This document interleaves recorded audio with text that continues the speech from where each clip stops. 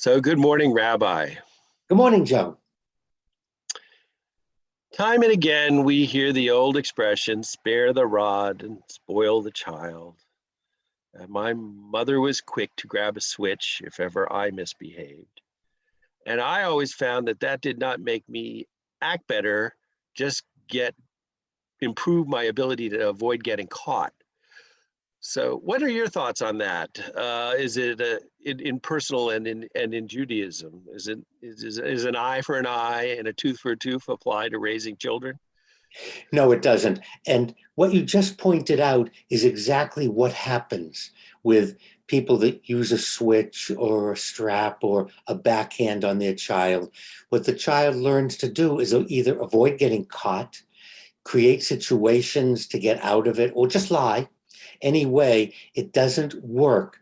Now, the argument, if you want to make it, should be based on the science and research, not on your gut feeling, well, grandma did it, or I think it's a good idea. You don't do that with your medication for coronary heart disease. I find it fascinating that people will resort to science, diabetic, take insulin. But when I use science for other things, they won't listen. They don't follow it. So that's always been a fascinating discussion. We just returned from Ocean City, had a great time. We stayed at the Sea Watch, wonderful set of, it's a condominium, it's a high rise. It's 18 or 19 floors, and it's shaped like a triangle with an atrium in the middle overlooking the ocean. It was picture perfect. Indoor pool, outdoor pool, and around the pool is a raised kind of not a boardwalk, but it's a raised area. May I interject that Siege Watch is not a paid sponsor of this program? Please continue.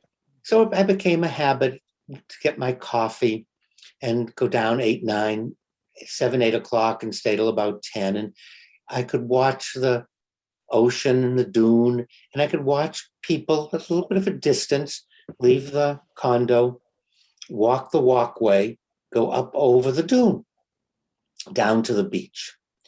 And I got to see some things that were very, very upsetting. Many times, more often than I would like to see, I would watch one parent, usually a husband, a father, a male, carrying umbrellas, chairs, toting a wagon. In fact, they reminded me of the Sherpa guides helping people summit Mount Everest. And here they are heading over this walkway, which is sand, concrete and sand on top, heading towards the beach. And following behind would be a woman, I assume a mother, toting a child. What was upsetting is when the child would stop, not wanting to go to the beach, and the mother would smack the kid. And I was in listening distance, and I heard mothers say to the kids, "Do you want me to give you something to cry about? Stop crying, or I'll give you something to cry about." Whack.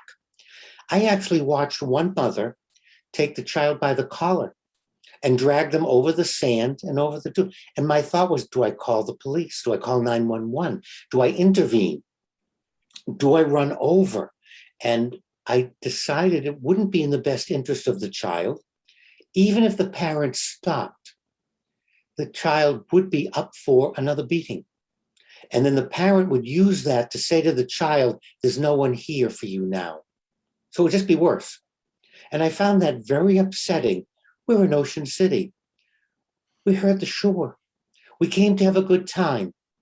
Why would you hit your child and say to them, "I'll give you something to cry about"?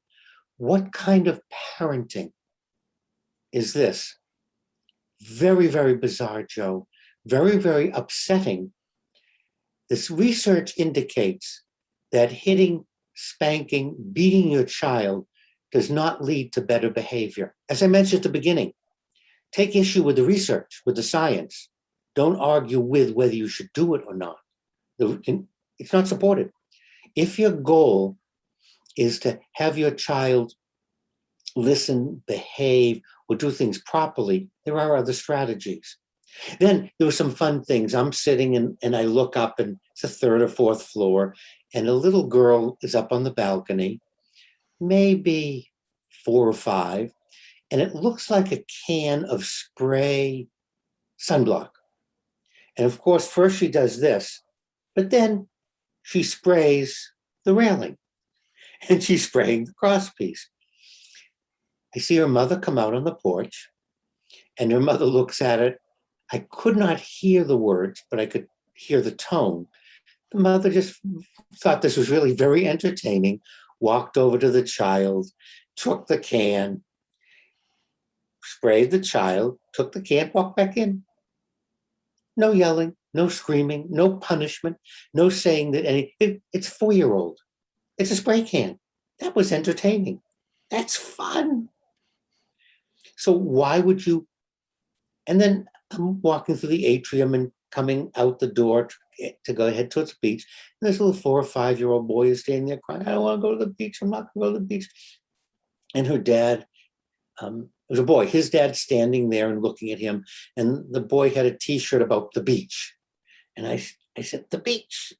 I'm going to the beach. What are we going to do? I started talking with him, and he looked at me, stopped crying, stopped everything kind of quizzically. And then he just slowly walked over to his dad. They walked to the beach. As opposed to the parent who was beating the child and screaming, I'll give you something to cry about. Two different styles of parenting. And it's upsetting that you're coming to a place to have a good time. So stop crying and enjoy yourself. Right. And maybe parents had a difficult, it's all understandable. I'm a parent, I understand, but that doesn't excuse. And I introduce something. What is the goal? If the goal is to have a good time and get the child to the beach, then hitting them and dragging them by the collar over the sand isn't going to accomplish the goal. So what is your advice in those moments? What should we do? You have to stop and say, what's the goal? We're at the beach. We're here to have a good time. Obviously, the little person doesn't want to go to the beach. Gee, is the sand hot on their feet? Or were they enjoying cartoons? What's getting in the way of having a good time? We're adults. I think what's so upsetting is you're the adult, and yet you're acting on emotion like a child. You're having your own temper tantrum, and in the process, you're hurting someone who's defenseless. And yeah, we would always do a negotiation. We would say, okay, if you're watching a cartoon, let's watch it for 10 more minutes. There's the clock. And when this show is over, we're going to go to the beach, okay? And they say, okay. And so they get included in the decision. There are a number of strategies. However, if we give in to our emotion, how do we treat our spouse or partner? If we're willing to take a hand to a helpless child, does that mean we're going to take a hand to a helpless partner? What does that say about us and our ability? How do we behave at work when we have job assignments we don't like or don't want to do? What is this saying about us? And I think it's a real barometer that a person would take out their emotion or feeling on a helpless child. And I watched it in various versions over and over again. Well, we'll never get over your advice, Rabbi. It's always good, and it never requires ducking, dodging, or weaving or bobbing. Thank you, Joe, for listening. And I hope people pay attention to this segment and stop for a moment and not let the emotion take over. Have a good day.